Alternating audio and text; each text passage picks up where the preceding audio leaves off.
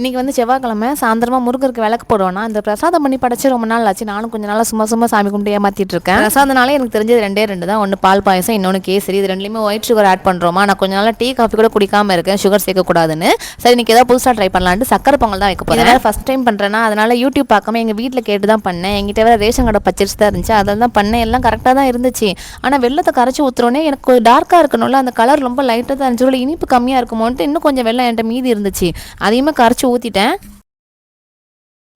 ரெண்டாவது வெள்ளத்தை கரைச்சி ஊற்றியுமே அந்தளவு டார்க்காக வரல, அதே மாதிரி தான் இருந்துச்சு. இதுக்கு மேலே போடுறதுக்கு என்கிட்ட வெள்ளம் வேறு இல்லையா, சரின்ட்டு ஒரு பிஞ்சு உப்பு போட்டுக்கிட்டேன். உப்பு போட்டால் இனிப்பு தூக்கி கொடுக்குன்னு சொல்லுவாங்கல்ல. சரி இனிமேல் கடவுள்கிட்ட வெளின்னு வச்சு முடிச்சாச்சு. இதில் லாஸ்ட்டு பச்சை கருப்புரம் போடணுமா, அப்போ தான் அந்த கோயில் டேஸ்ட் வருமா, அதெல்லாம் என்கிட்ட இல்லை. ஆனால் லாஸ்ட்டு ஃபினிஷிங் பார்த்தீங்கன்னா டெக்ஸ்டரே செம்மையாக இருந்துச்சு. நான் தான் செஞ்சேன்னு வழக்கம்போல என்னால் நம்பவே முடியல. விளக்கேற்றி சக்கரை பொங்கலை வச்சு சாமி கும்பிட்டாச்சு. இந்த சாம்பிராணி ஹோல்டர் வந்து மீஷோவில் தான் ஆர்டர் போட்டிருந்தேன். இதுலேருந்து புகை வரதை பார்க்கவே அவ்வளோ ஒரு பாசிட்டிவ் வைப்பில் இருக்குது.